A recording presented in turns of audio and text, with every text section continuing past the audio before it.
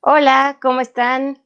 Ya estamos aquí en vivo, en línea, con el doctor Diego Bernardini. Muchísimas gracias por acompañarnos.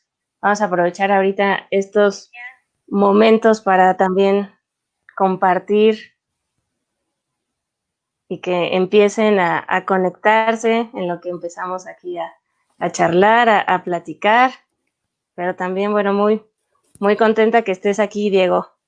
Bueno, un gusto enorme, Cristina. Muchas gracias por la invitación. Estoy viendo que la gente empieza de a poquito a juntarse, a sumarse. Así que bueno, un gusto compartir este espacio y gracias por el interés, por supuesto.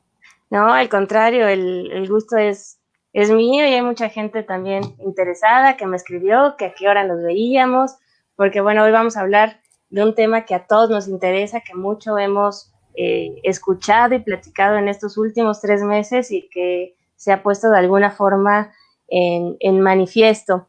Pero bueno, antes de entrar a la materia, pues muchos de ustedes ya conocen al doctor Diego Bernardini, pero no sé si nos quieras también compartir algo de tu gran trayectoria, que también yo en lo personal admiro muchísimo y sigo desde hace bastante tiempo. Bueno, no sé si es gran trayectoria, pero sí creo que es una trayectoria inquieta. Bueno, yo soy médico de familia, me formé básicamente en eso y después de un determinado tiempo de trabajar en Buenos Aires, me fui a España a hacer mi maestría, el doctorado, siempre en gerontología, siempre vinculado a personas mayores.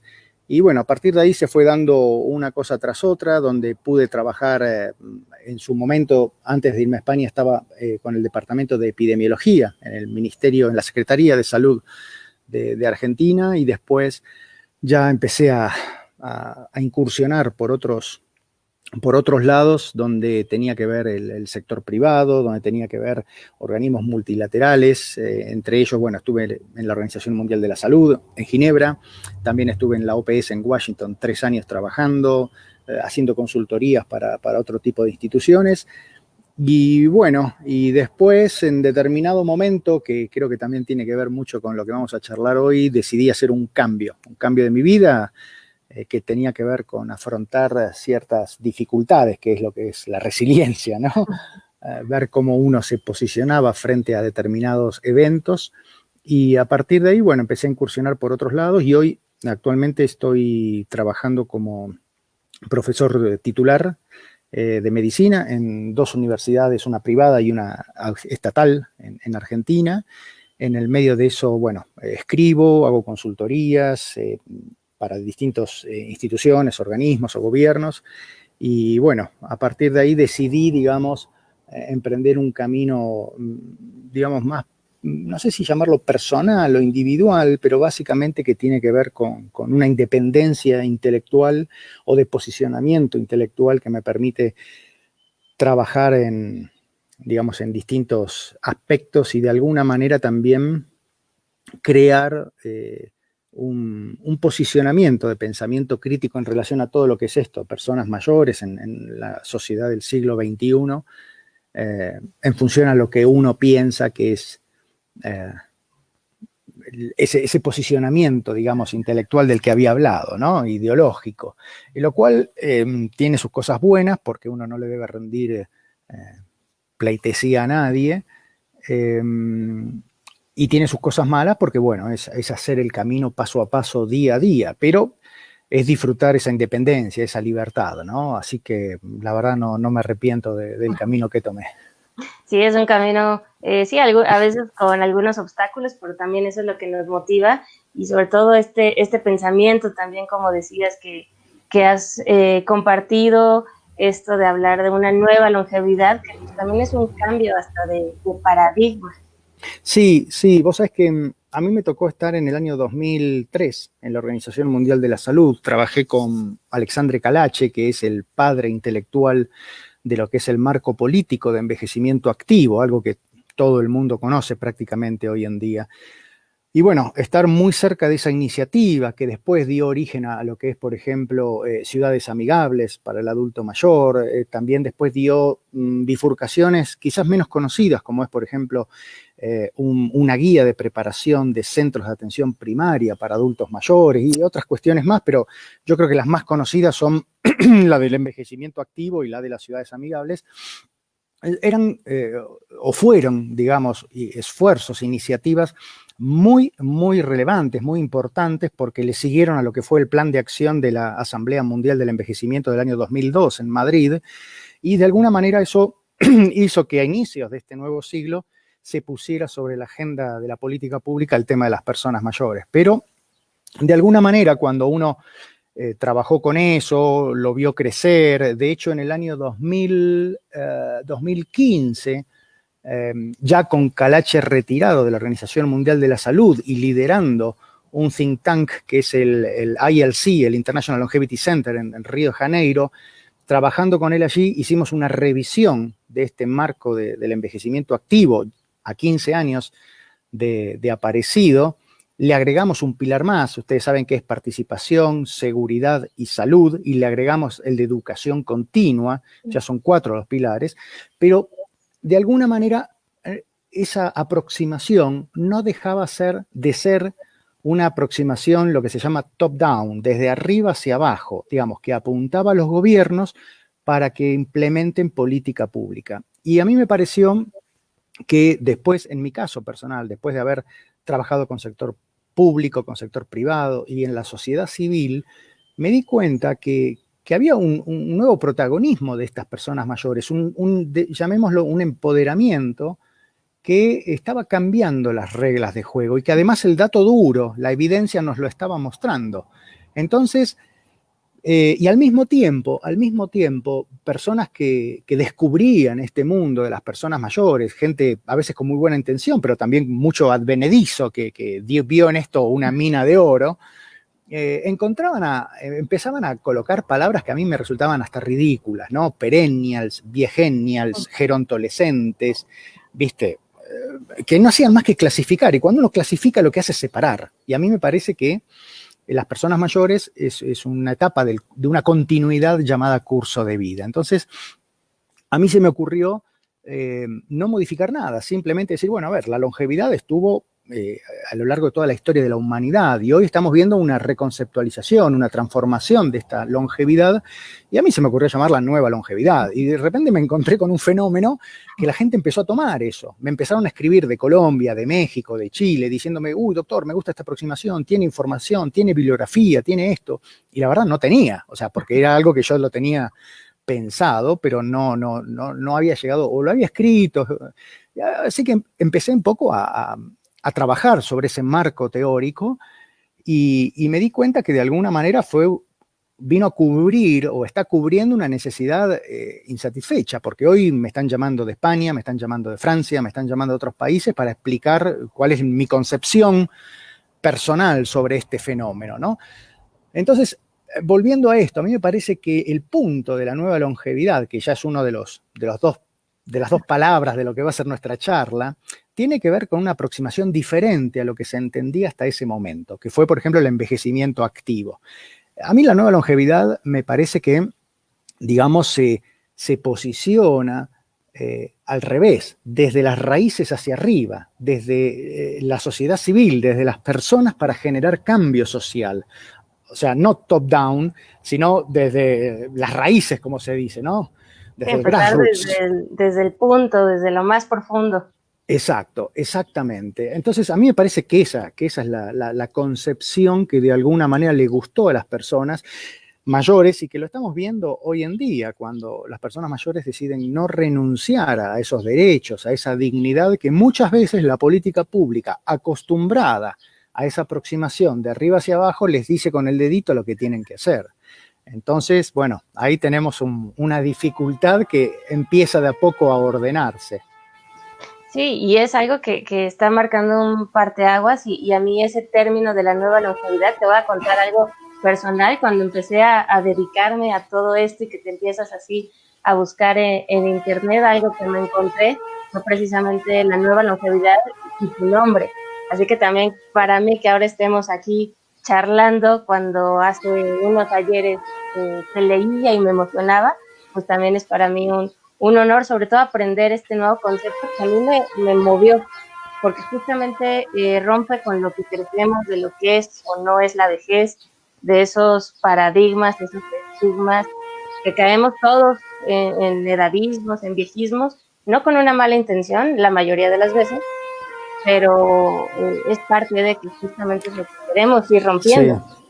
Sí, sí, mira, a mí me pasó, yo siempre tuve en claro que me quería dedicar a esto, a las personas mayores, por historia personal mía de mi familia, porque siempre me gustó aprender, siempre me gustó escucharlas. Y la verdad, mira, yo tengo ahora 53 años. Yo empecé a circular por los congresos, por las conferencias, a leer de esto cuando ni siquiera me había recibido, ni de médico ni de kinesiólogo, que es mi otra carrera, cerca de los 20 años. O sea que llevo más de 30 años leyendo y escuchando, por lo cual, como justamente la semana pasada le decía a alguien, le digo, mira, además de que somos pocos y que nos conocemos mucho, en mi caso llevo mucho tiempo escuchándolos. Y, y yo creo, y lo hago con un espíritu crítico de cambio, yo creo que tenemos que dejar determinadas ideas, determinados conceptos que todavía se siguen repitiendo y que ya te digo, vengo escuchando desde hace 30 años, ¿no? O sea, todavía sigo escuchando sobre el bono demográfico, sobre la ventana de oportunidad.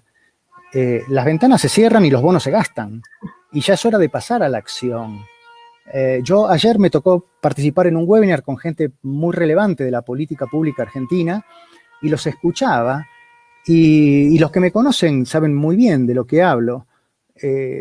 A mí me gusta la conceptualización teórica, el conocimiento, la intelectualidad, lo que vos quieras, pero yo soy un tipo de acción, a mí me gusta hacer cosas. Entonces, si a vos me decís, mira, vamos a trabajar en determinada iniciativa, vamos a trabajar en una ciudad, vamos a trabajar en un municipio, yo quiero generar cambio, o sea, quiero ver eso, o sea, quiero mezclarme con la gente ahí, en esa ciudad o en ese lugar, y ver que uno intenta una ayuda para un cambio de vida mejor.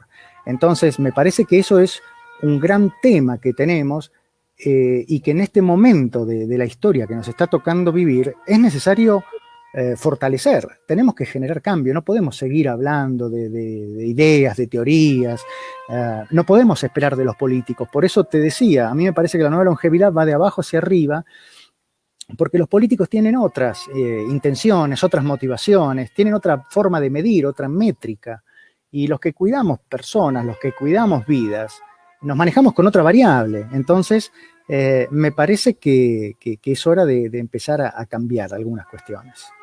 Sí, justamente pues platicando de qué íbamos a hablar el día de hoy, surgieron esas dos palabras, la nueva longevidad que nos comenta, pero también algo que ahora, como decía, se ha escuchado y sobre todo que se ha necesitado, que es la resiliencia. Así que bueno, Sí. empezando, ¿qué es la resiliencia? Porque se tomó ahí el término de la física, ya es más de la psicología. Sí, efectivamente. Es una palabra que creo que viene sonando cada vez más fuerte, ¿no? Y que ya lleva muchos años. Justamente ayer me escribía un señor por las redes sociales de Argentina, un señor de 80 años, que me decía, ojo, Diego, que la resiliencia viene de la física y de la ingeniería. A mí me tocó estudiarla hace 25 años. Y es cierto, la resiliencia como tal surge en la década del 60 o un poquito más cercano, y viene de esas áreas. Y después fue tomada por la psicología, se empezó a poner muy fuerte en la agenda a partir de los 90, del año 95, 96, y hoy inclusive se la está considerando ya desde un punto de vista no solo psicológico, sino desde un punto de vista cultural, de contexto, de entorno, ¿no? Y hay mucho escrito ahí. A mí particularmente el concepto que más me gusta es algo muy breve y conciso, que es la forma en la cual las personas afrontamos los inconvenientes, afrontamos las dificultades, ¿no? En este sentido, a mí me parece que es muy interesante leerlo a Epícteto, ¿no? Que era un filósofo griego de la escuela de los estoicos, una escuela que hace mucho hincapié en lo que es el control en la razón, en el razonamiento, el pensamiento introspectivo y el control de uno. Este hombre, que era filósofo y que era griego en realidad, vivió la mayor parte de su vida en condición de esclavitud, ¿no?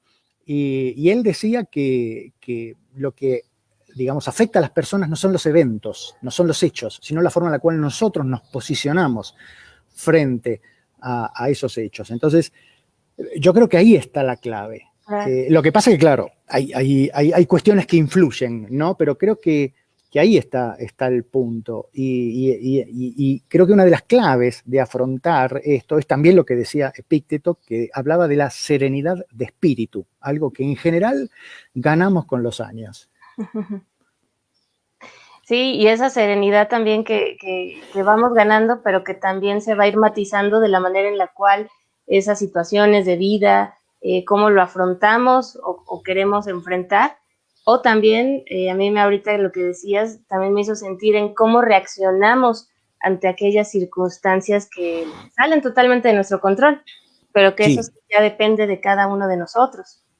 sí, completamente. Mira, los estudios, las revisiones que hay, que sobre todo vienen de la salud mental, de la psiquiatría, identifican que, digamos, hay cuestiones tan fuertes como la genética, como la historia personal, el ambiente, el contexto situacional en el cual nos movemos, crecimos, son muy fuertes a la hora de ver cómo las distintas personas reaccionan en el afrontamiento, ¿no? de los hechos. Que cuando hablamos de afrontamiento hablamos siempre de afrontar hechos que de alguna manera son estresantes, o sea, son situaciones de cambio, son situaciones que nos sacan de esa zona mágica, mejor dicho, nos meten en esa zona mágica que no es la zona de confort, ¿no? Nos quitan de...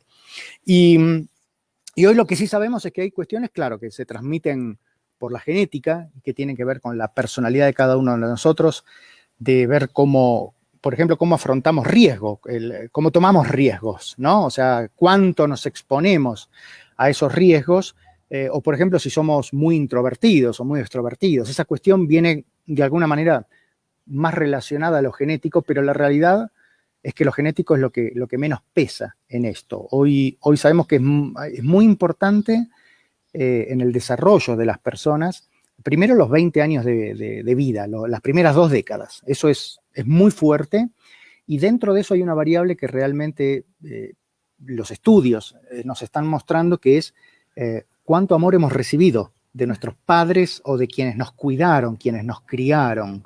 Eso hoy sabemos que marca una diferencia, porque muchas veces esa red de sostén, esa red de contención, es la que nos ayuda a gestionar esos estímulos estresantes, pero al mismo tiempo manejables, ¿no? Que se nos van presentando en esas 2 décadas de vida. Y yo creo que ahí está gran parte de la clave, de la forma en la cual, digamos, se podría decir que eso es, es un predictor muy fuerte de cómo nosotros vamos a afrontar durante el resto de nuestras vidas esas dificultades que se nos puedan presentar. Digamos que esos podrían ser también estas claves para ver, pues sí, para ver si vamos o no a ser resilientes o más bien para tener las herramientas a nivel más profundo para desarrollar esta resiliencia.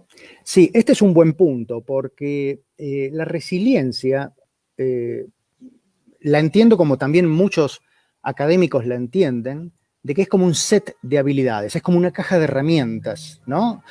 Una caja de herramientas que uno puede construir y puede aprender, porque realmente nosotros, yo creo que en nuestras vidas o nuestra vida se caracteriza por un aprendizaje continuo, ¿no? Y ese aprendizaje continuo es lo que nos ayuda de esta manera a generar esta resiliencia. Y yo creo que hay cuestiones muy fuertes que, como te digo, pueden ser construidas como la necesidad, o no la necesidad, la posibilidad de ver las cosas de una manera más optimista, las situaciones de una manera más optimista, la moralidad, el posicionamiento moral que cada uno de nosotros tenga, y de entender qué está bien y qué está mal y cómo nos posicionamos.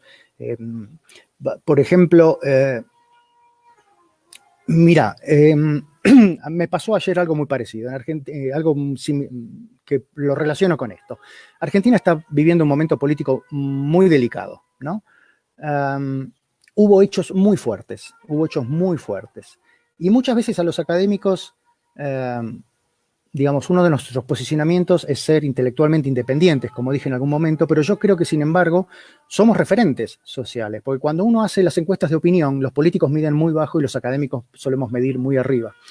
Y ayer me pasó que yo planteé un interrogante en un tuit que mandé por mi red social sobre qué pasaba con una sociedad que permitía y secuencié 4 hechos muy graves que pasaron en la sociedad argentina. Y planteaba esto, una sociedad que permite esto. Bueno, me encontré con que tenía más de 1000 likes, 500 retweets, y a mí me parece que esto es importante, que en algún momento de nuestras vidas tenemos que posicionarnos y decir esto sí y esto no, porque todo no se puede y porque la tibieza me parece que no es buena.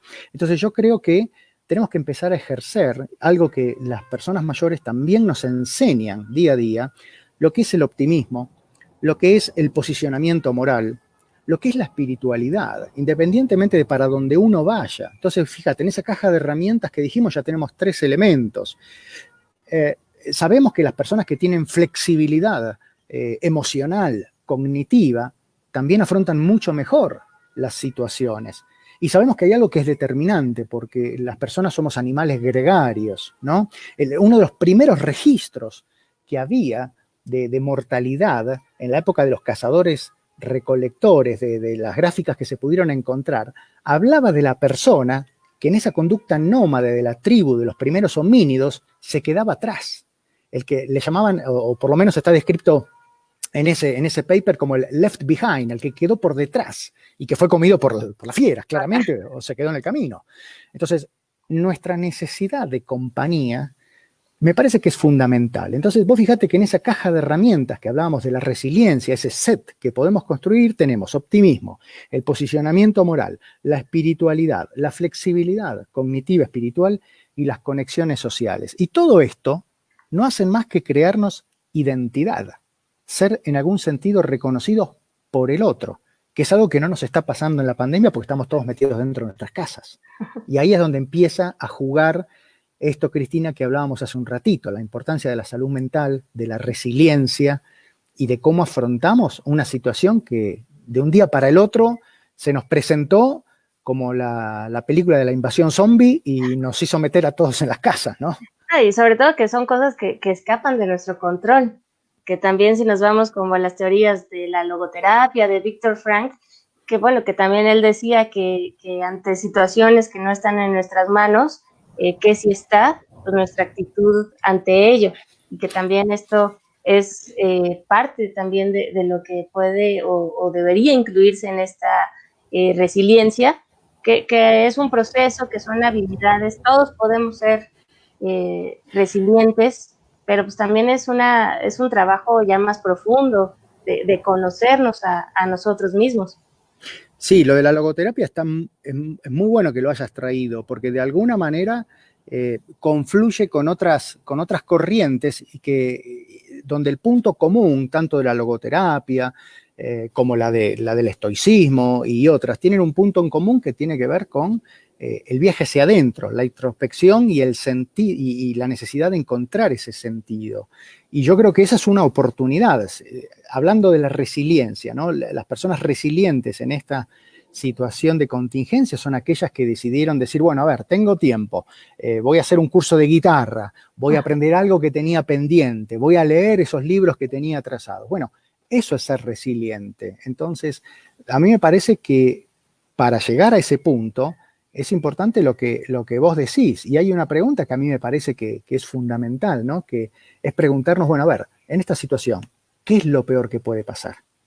¿No? Hay una vieja frase que dice, a ver, si tienes solución, no te preocupes, porque tiene solución. Si no tienes solución, ¿para qué te vas a preocupar si no la tienes? Entonces, yo creo que si logramos preguntarnos eso, bueno, uno va a ser más resiliente porque va a poder encontrar el momento de oportunidad en todo esto. ¿Y sería lo mismo resiliencia que adaptación, o la adaptación viene con la resiliencia? Yo creo que es mutuo, yo creo que van las dos de la mano, o yo creo que van las dos atadas, porque la resiliencia significa adaptación, la adaptación significa aprendizaje, con el aprendizaje uno logra crear, logra mejorar. No te olvides que también esto que estamos hablando, lo estamos hablando de una manera, entre comillas, genérica, y si hay algo que caracteriza el curso de vida, y pongámoslo en estos términos, la vejez en sí mismo, el proceso de envejecimiento, una vez que atravesamos la segunda mitad y que empezamos a avanzar hacia adelante en ese curso de vida, es una producción continua de diferencias. O sea, no hay dos viejos o dos viejas iguales. Entonces, en esa producción continua de diferencias, cada uno está creando, descubriendo, curioseando, adaptándose y afrontando mejor, ¿no? Entonces, también de alguna forma la vejez está caracterizada por esta resiliencia, ¿no? Sí, yo creo que, mira, creo que las personas mayores aprenden a algo. Cuando publiqué mi primer libro, que es una colección de diálogos, en general los periodistas me preguntaban, bueno, a ver, ¿con quién te identificás y qué descubriste? ¿Cuáles son las lecciones aprendidas? ¿Qué podemos hacer para envejecer mejor?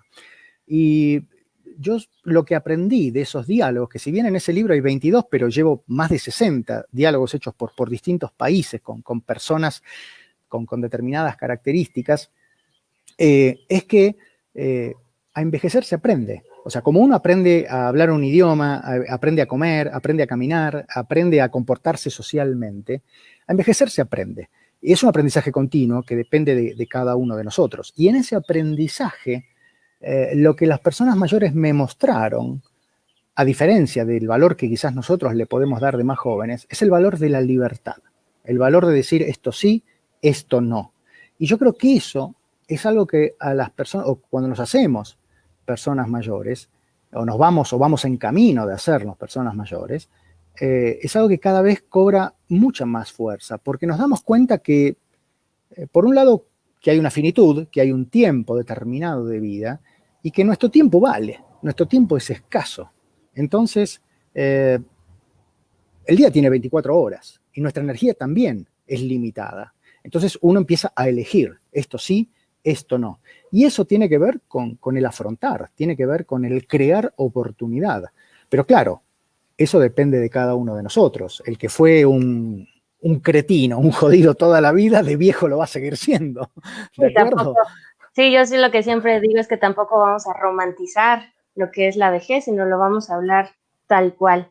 Y aquí te hacen una pregunta muy interesante. Aquí aprendí a ponerla, pero nos tapamos Muy bien. la mitad. Pero, a ver, dice, buenos días. Una pregunta: ¿se suele señalar como una diferencia entre los niños y las personas mayores? Es que los niños se encuentran en proceso de aprender y adquirir nuevos conocimientos. ¿Qué opinión le merece esa idea respecto al tema de hoy, la resiliencia como enramado o tejido que comenta? Mira, justo, muy buena, porque justo vi que Aletia Velasco la había puesto, entonces la estaba mirando y justamente la estaba pensando porque me parece muy interesante. A ver, yo creo que, como dije al inicio, que de alguna manera la resiliencia es un valor que se construye a lo largo de toda la vida. Yo hoy tengo un hijo adolescente de 14 años y no te puedo explicar el trabajo que me implica hacerle entender determinadas cosas que tienen que ver con esto, con cómo afrontar ciertas dificultades, que en realidad es dar elementos, es dar recursos para que el día de mañana él pueda defenderse mejor de un entorno que a veces no es tan amigable como es la sociedad, que es lo que siempre hablamos, ¿no? Yo creo que sí, por eso lo mencioné antes, creo que las primeras 2 décadas de vida en ese entramado, en ese tejido, es necesario, porque además hace a un valor que yo creo que hoy, en este siglo XXI, cobra más fuerza que nunca. Nosotros venimos de un siglo XX, un siglo caracterizado por una etapa de educación, una larga etapa de trabajo y una etapa de retiro, ¿no? O sea, 3 etapas importantes, 2 transiciones. Fundamentalmente 2 transiciones, aunque siempre puede haber alguna más. Pero este siglo XXI que estamos viviendo es un siglo que tiene múltiples etapas y que tiene múltiples transiciones. Es un siglo donde estamos viendo que las personas mayores de hoy están asistiendo nuevamente a las universidades, a los programas educativos del adulto mayor. Y si quizás no van a esos lugares, van a otros a aprender. O vemos personas que terminaron, no sé, su carrera universitaria a los 30 años, 20 y pico de años, y a los 40 deciden hacer un máster, por ejemplo, o deciden cambiar de trabajo. Por ejemplo, Aquí en México fue muy conocida la iniciativa de Starbucks de abrir cafeterías atendidas por personas mayores, que fue un éxito. Además de que fue una campaña de marketing fenomenal, fue un éxito, ¿no? Hoy, hace un tiempo me fui acá al corporativo de Coyoacán a conocerlos, a hablar con ellos, y yo pensaba mientras me preparaban mi doppio macchiato, pensaba, estas personas, 3 años atrás, 2 años atrás, se hubiesen imaginado estar en un Starbucks atendiendo, con todo lo que implica, porque me pasó que mientras estaba ahí, los clientes entraban y los saludaban por su nombre, les otorgaban una identidad, un reconocimiento, un aspecto cualitativo que escapa habitualmente al dominio cuantitativo en el cual nuestra sociedad suele medir todo, ¿no? Y al mismo tiempo les otorgaba un rol de protagonismo que trascendía eso y los colocaba en un lugar de vigencia, donde esas personas todavía estaban vigentes para un mercado laboral, para una sociedad, para un montón de otras cuestiones, donde habitualmente las personas quedamos fuera, nos volvemos invisibles y nos sacan de la vida. Y eso me parece que es la clave donde tenemos que empezar a cambiar ese chip. Y ese chip se cambia de chico. Y te voy a confiar algo también muy personal. El colmo que le puede tocar a uno en la casa, ¿cuál es? Un hijo edadista, ¿entendés? Entonces mi hijo la semana pasada le pedí no sé cosa, ahora está trabajando con unas bandas de sonido que está generando él. Entonces le pedí una para un proyecto en el cual estoy trabajando. Y me dijo, no quiero darte mi música para tus proyectos boomers. ¿Viste? Yo dije, pero es lo que me falta, que mi hijo me diga boomer a mí, ¿entendés?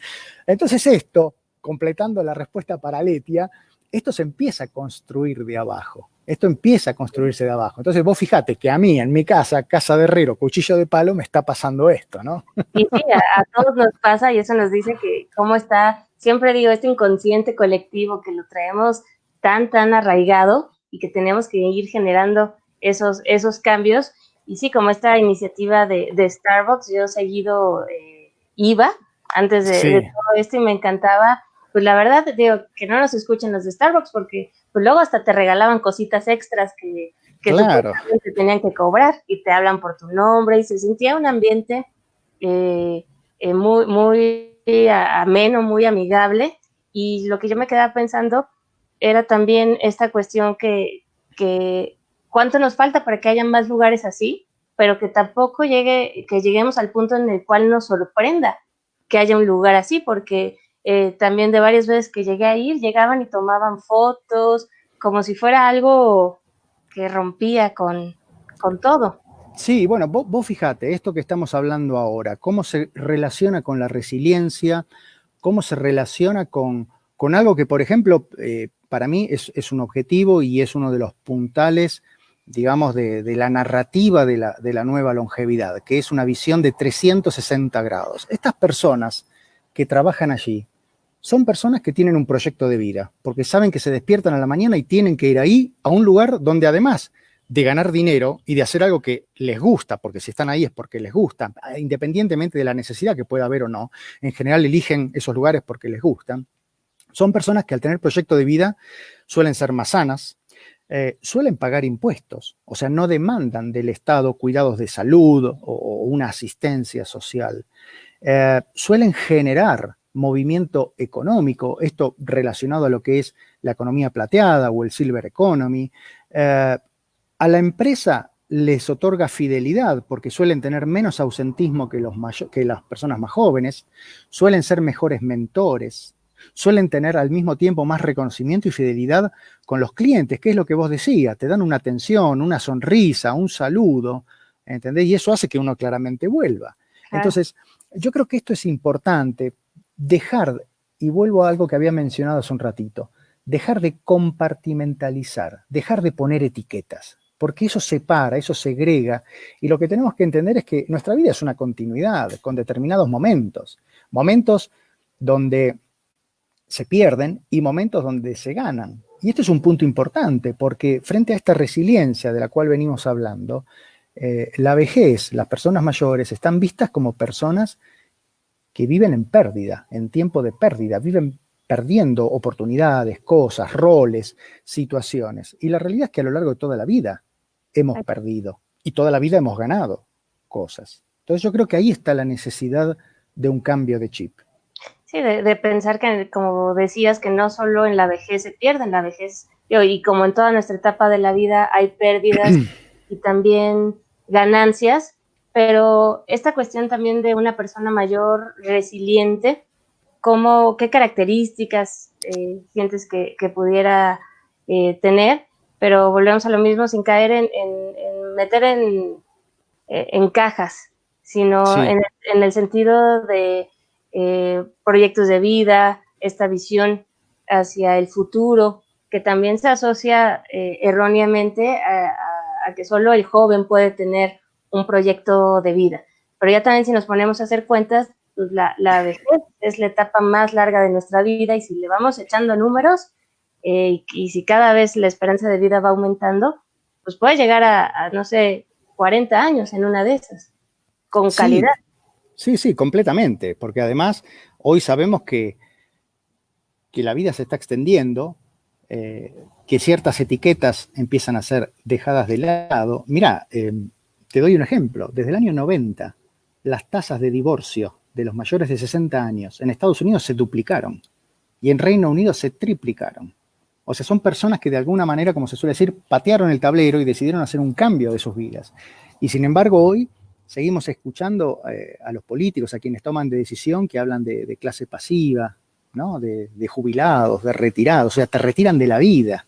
Entonces me parece que este siglo o esta etapa que nos toca vivir tiene que generar cambios en el sentido de que haya una continuidad, donde el proyecto, donde la ganancia siempre sea más fuerte que lo que uno puede ir perdiendo. Pero eso, claro, es un ejercicio personal. Y en este sentido yo creo que, como vos decías, desde el punto de vista personal de cada uno de nosotros, hay dos cuestiones que son claves, que a mí me parece que sí, que son fundamentales para esto, para generar este aprendizaje y este cambio de chip. El primero es aceptar. Yo creo que tenemos que aceptar cosas. Si yo corrí toda mi vida, si yo hoy quisiera, a mi edad, correr a los tiempos de paso de cada kilómetro, de parciales, como corría a los 30 o a los 25 años o a los 20, me voy a lastimar. No sé si voy a llegar al primer kilómetro, pero si llego, seguramente después no corra por 3 días seguidos, eso claro. Pero entonces me parece que es importante aceptar, porque en todo caso, para lo que es mi calidad de vida, yo hoy entiendo que no me importa correr rápido, pero sí me importa correr hasta el último día de mi vida, aunque sean 100 metros. Correr despacito, pero correr, o sea, hacer lo que a mí me gusta. Y este es un punto que me parece importante, relevante, porque lo que para mí es correr, para vos puede ser cocinar, para otra persona puede ser leer, para otra puede ser contemplar un paisaje, para otra puede ser estar con los nietos, para otra estar con un amigo o una amiga. Entonces me parece que ahí está el punto, aceptar. Y para aceptar, por sobre todas las cosas, y ahí entro en el segundo punto, es importante la honestidad. O sea, es importante ser honesto. O sea, todavía seguimos escuchando gente mayor que cuando le preguntan la edad te dicen, no, yo ya dejé de contarlo, no, de esto no hablemos. Te estás mintiendo a vos mismo, Entonces me parece que aceptar y ser honesto como una forma de afrontar ese paso del tiempo, ese devenir, me parece que es lo mejor, porque si no ya sabemos cuál es la otra opción. Como dicen en España, mirar los rabanitos como crecen desde abajo, y me parece que no está bueno eso. Sí, es reconocer que han cambiado, que a lo mejor seguimos corriendo, pero distinto, pero de alguna forma seguimos corriendo y aceptar ese cambio es lo que también nos ayuda pues, a aceptar nuestro propio envejecimiento. Sí, completamente. Y dentro de esto hay un punto que también me parece interesante mencionar, que es la necesidad de asumir pequeños riesgos. O sea, siempre hay que asumir pequeños riesgos que probablemente nos den grandes ganancias, ¿no? Entonces, me parece que ahí también hay un punto importante en la posibilidad de decir, bueno, cómo nos predisponemos personalmente para decir, voy a correr este pequeño riesgo, ¿no? Y yo creo que ahí hay un punto, digamos, interesante, donde de alguna manera le puede dar, como se suele decir, la frutillita al postre, ¿no? Le puede dar ese aire de incertidumbre y de emoción. Sí, de atrevernos, el no quedarnos con las ganas, pero también el permitirnos, que también muchas veces volvemos a, ¿cómo me voy a permitir hacer determinada cosa si tengo tantos años? Pero poniendo la edad como un muro entre mi deseo y poderlo llevar a la acción. Sí, esto tiene hechos que hoy están documentados y que son muy interesantes. Vos fíjate algo, en el caso de la salud de las mujeres, la narrativa social medicalizó un momento de vida tan importante como la menopausia. Hoy a una mujer que atraviesa la menopausia le quedan por delante aproximadamente 30 o 40 años de expectativa de vida.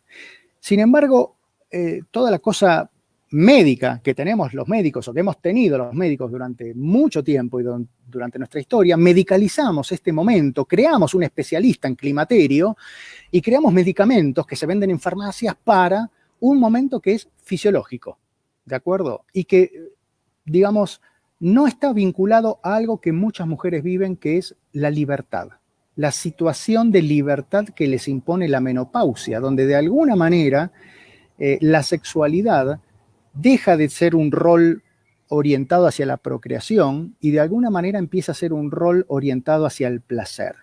Y dentro de esto, vos fíjate algo, ¿por qué es que la documentación nos muestra que, por ejemplo, en el caso de las mujeres, hay mucha más chance, posibilidad y hecho certero de que se experimente con personas del mismo sexo después de la menopausia que antes?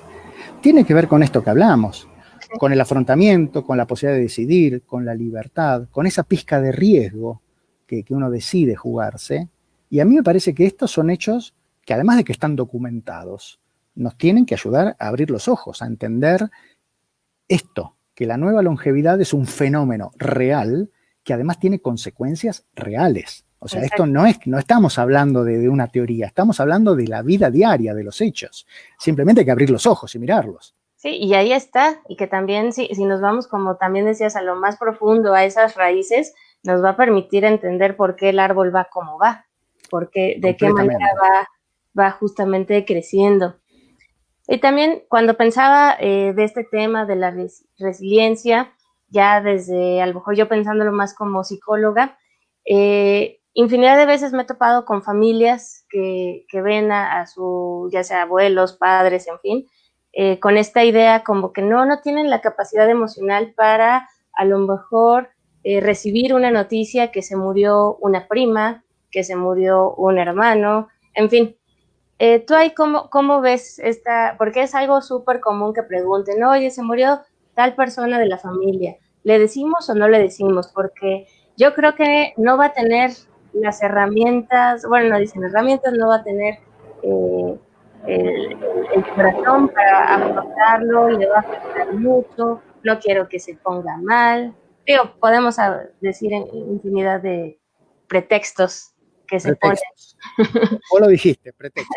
Yo creo que, a ver, uno no puede generalizar, pero por lo menos en mi experiencia, cuando hablé con las personas, cuando las trato en el consultorio, cuando los discutimos en los grupos de reflexión y de diálogo, no hay persona mejor preparada para afrontar la muerte que las personas mayores. Es más, vos fíjate algo, las tasas de suicidio en personas mayores son altamente efectivas.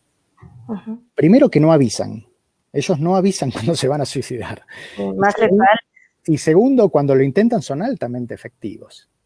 Entonces, a diferencia de las personas más jóvenes. Entonces, yo creo que esto que vos decís, ¿cómo le decimos? Primero subestimar. Primero subestimar y segundo es no conocer. Las personas mayores en general están muy preparadas para la finitud, porque lo tienen más como una certeza que como una incertidumbre. Probablemente cuando uno tenga la posibilidad de hablar con ellos, te van a decir, bueno, me gustaría esto, me gustaría lo otro. Por ejemplo, yo tuve personas que me han llamado en esta contingencia y me han dicho, mira, Diego, si a mí me pasa algo, nada de hospital, nada de intubación, de ventilador, a mí déjame en mi casa con mis sábanas. Y esto es muy válido, es muy real y es lo que suele suceder. Entonces me parece que lo primero que tenemos que hacer es no subestimar.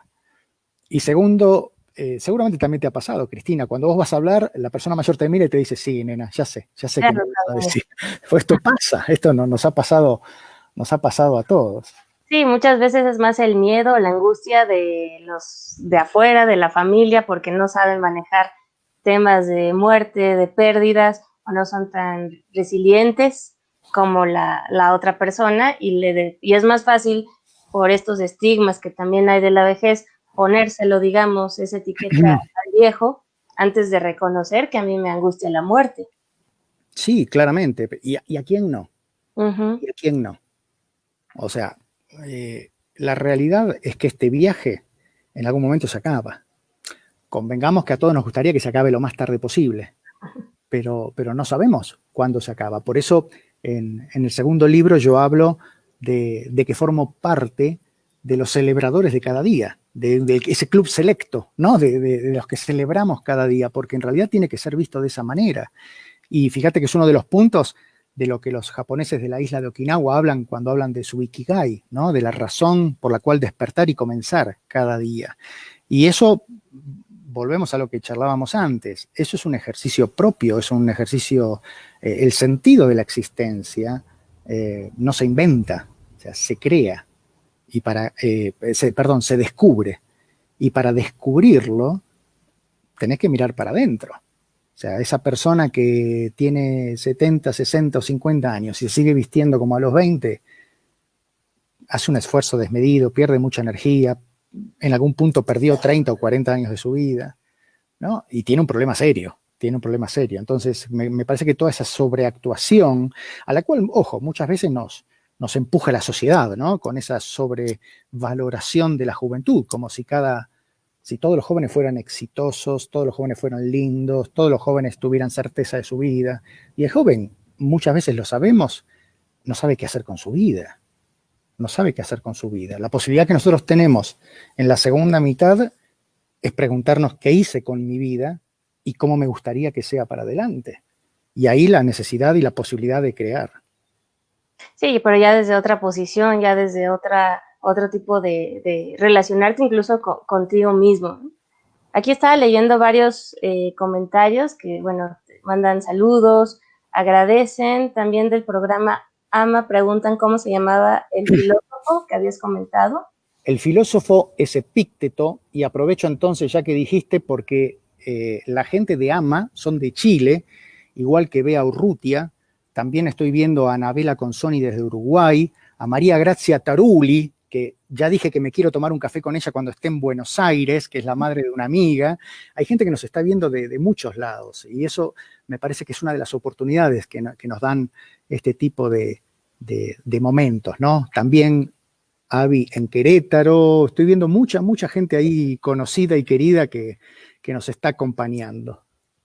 Y también te hacen aquí una pregunta, dice, ¿y si la persona que va a recibir esa noticia triste tiene un deterioro cognitivo? Como también es una realidad.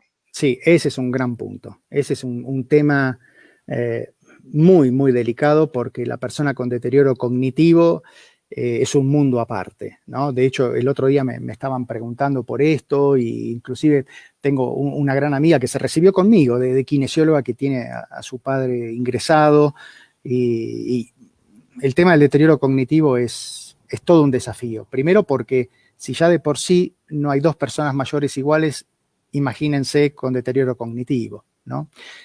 Sabemos que hay técnicas, sabemos que hay cuestiones. A mí me parece que la mejor aproximación a una persona mayor con deterioro cognitivo, y vuelvo a repetir esto, es no subestimar, es no pensar que no nos va a entender, que no nos va a escuchar, que no nos va a reconocer. En algún momento, eso no lo sabemos, pero pensemos si las personas con deterioro cognitivo responden también a determinados estímulos, como por ejemplo la música, o si sabemos que hay personas que están muy desconectadas, pero cuando ven un rostro familiar sonríen, reconocen. Me parece que siempre tenemos que tener esa sospecha y esa certeza en algún punto de que estamos siendo reconocidos. Y ahí la importancia de no subestimar. ¿Cómo hacemos esto? Lo que nos están preguntando. Y es una gestión que es muy personal. Uno, no sé, yo no me animaría a dar una receta, a dar una indicación. Yo creo que hay que estar ahí, que hay que conocer a la persona, hay que conocer. Los que trabajamos con personas mayores, cuando hablamos de deterioro cognitivo, sabemos que nuestro esfuerzo no se termina solamente con esa persona mayor, sino que está la familia ahí. Y tenemos un doble juego, ¿no? Ayudar a que esa persona mayor esté lo mejor posible, lo más cuidada, pero también cuidar y contener a esa persona, a esa familia que lo acompaña, que muchas veces es el gran desafío, porque en algún momento esa persona con deterioro cognitivo se va a ausentar, no va a reconocer, va a dejar de sonreír. Y en ese momento sabemos que el mayor esfuerzo va a tener que girar hacia la familia, que está viviendo esa pérdida, ese duelo, ¿no? Es muy difícil. Sí, se vuelve un duelo anticipado, pero también ahorita que decías me llega como pensar y sentir, y es algo que siempre hacemos y fomentamos, decir que siempre se puede hacer algo, que no importa la cuestión tan de deterioro cognitivo, de demencia, sino siempre hay algo que precisamente podemos hacer, y para mí eso es como mi bandera, porque desde ahí se pueden generar cambios, porque me ha tocado casos, no, es que me habló una vez una nieta, es que mi abuelita pues está en cama, no habla, no, me dio todo el panorama de los nos. Dije, bueno, estos son los nos, pero ¿qué sí hay? Y bueno, la familia, la cuidadora, el ambiente, la música, y si nosotros también que nos dedicamos a esto, pero también podemos como promover que siempre hay algo que se puede hacer, también el impacto va a ser muy significativo. Sí, sí, no olvidemos que dentro de lo que es el neurodesarrollo y la afectación neurocognitiva que se da, lo primero que se pierde o lo que se va perdiendo es lo último que se ha ganado, ¿no? O sea, perdemos desde las estructuras más evolucionadas de nuestro desarrollo neurológico, y lo último que se pierde son lo que se llaman las funciones automáticas, las funciones más básicas, ¿no? Entonces, dentro de esa escala, dentro de esos dos extremos, entre lo que podrían ser las estructuras, y ya nos metemos en temas neuroanatómicos que tienen que ver con el tronco neuroencefálico y la corteza de las células piramidales en la corteza cerebral, hay un espectro tan grande de estructuras que reconocen esto que vos decís, situaciones tan básicas, tan primitivas, como olores, como sonidos, sensaciones, tactos, Exacto. que es muy importante seguir estimulándolas, porque en algún punto yo estoy convencido de que llegan esas sensaciones a lo más íntimo de esa persona. Entonces, me parece que esto que vos decís es fundamental, el no darnos por vencidos, el ser creativos para buscar la mayor posibilidad de estímulos. Y por supuesto, lo que muchas veces decimos los médicos, que a veces curamos, pero siempre tenemos que aliviar y siempre tenemos que acompañar, ¿no? Sí, y justamente también por el lado de la familia, pues también esta capacidad de resiliencia, que ha sido el día de hoy como nuestro tema, nuestro hilo conductor, que nos podemos dar cuenta que da justamente para mucho. Como también aquí nos comparte Sara, dice, la resiliencia se puede enseñar a grandes y chicos, pero pues a la par de, Completamente. ajá, y enseñar y desarrollar. Sí, sí, completamente. Es algo que, como decíamos antes, es un set de habilidades, una cajita de herramientas que podemos ir trabajando. Esto es fundamental. Esto es fundamental. Y mira, ya que hablábamos de deterioro cognitivo, aprovecho a saludar a la Fundación Gama de Mar del Plata, que estamos en relación con la Escuela Superior de Medicina. Les debo una visita a través de Silvia Garat, que es otra de las personas que trabaja allí en Mar del Plata y que nos están acompañando, veo, desde el inicio prácticamente. Sí, estamos muy internacionales aquí. También muchas gracias a todos los que se conectaron. Muchas gracias por todos sus comentarios, que ya también se los iremos contestando. Y este, no sé, Dame ok, un minuto que me parece que no está entrando carga a la computadora y se me puede cortar. ok. Bueno, pues mientras en la que regresa Diego, no sé si alguien más tenga alguna otra pregunta que le quisieran hacer al doctor, porque como veíamos, da para mucho este tema, nos lleva a reflexionar, nos lleva también a replantearnos muchas situaciones de cada uno de nosotros, de cómo afrontamos la vida, cómo nos adaptamos también a este proceso de envejecimiento. Transmitir desde exteriores tiene estos problemas. Hablando de resiliencia y de adaptación. Ahí estamos, y ahora sí, se había corrido el enchufe y de repente me apareció carga baja. Por aquí estamos. Bueno, y para ir como cerrando un poco, sé que como decíamos, podemos estar mucho tiempo aquí charlando. Bueno, también están preguntando en dónde pueden comprar tus libros. Mira, a ver, lo más accesible es el formato electrónico. Yo sé que tienen ciertas dificultades porque tenés que tener lector, pero entiendo que por Amazon y por megustaleer.com se puede conseguir en formato electrónico.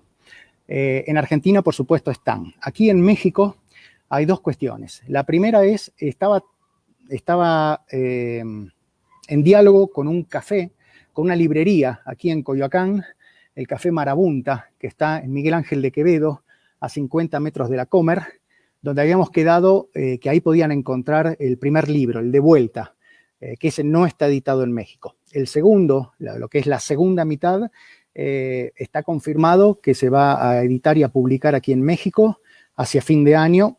A ver qué pasa con esto de la contingencia, si se prorroga o si se corre o no, pero formalmente el grupo Random House lo publica con el sello Vergara a fin de año aquí en México. Cuando yo, antes de la contingencia, solía ir a dar conferencias, cursos o talleres, siempre llevaba algunos ejemplares.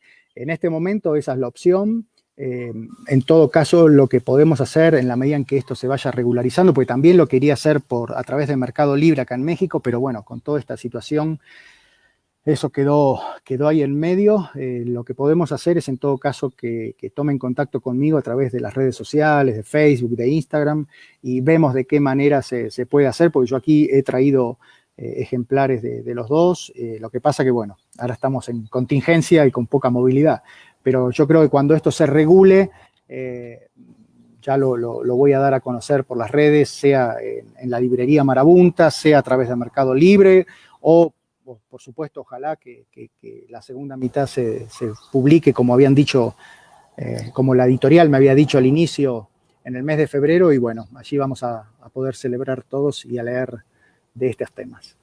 Así es. Pues muchísimas gracias, Diego. Hay varias preguntas que se quedaron por ahí de Emilia Flor, de Flor Estela. Un saludo, Estelita, que nos pregunta también qué tan sana es la institucionalización para las personas con demencia. También Emma, que tiene un proyecto muy interesante de gerontografología. También la cuestión transgeneracional, el aprender a envejecer desde una temprana edad. Y me encanta ver estas preguntas, me encanta ver que cada vez somos más.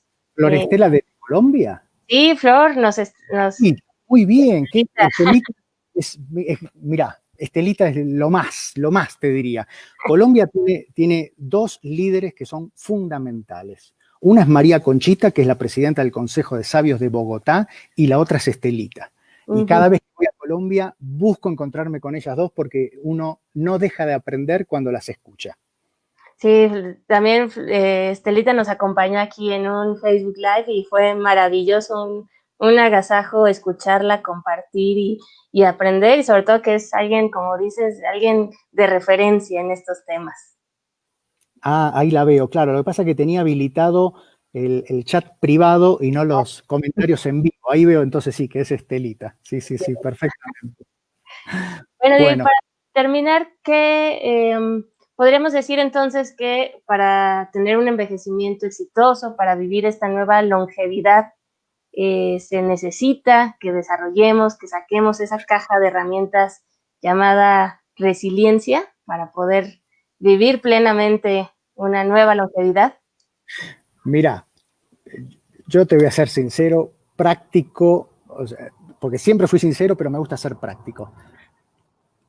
Tenemos que dejarnos de joder con ese niño y niña que llevemos todos adentro y empezar a pensarnos como viejos. Tenemos que amigarnos con ese viejo y esa vieja que tenemos dentro. Y tenemos que imaginarnos cómo nos gustaría.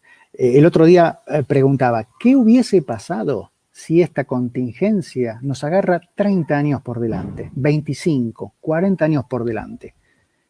con algún problema de fragilidad, quizás vulnerables, con suerte acompañados, si es que nuestra mujer no nos dejó o no nos metió en una residencia.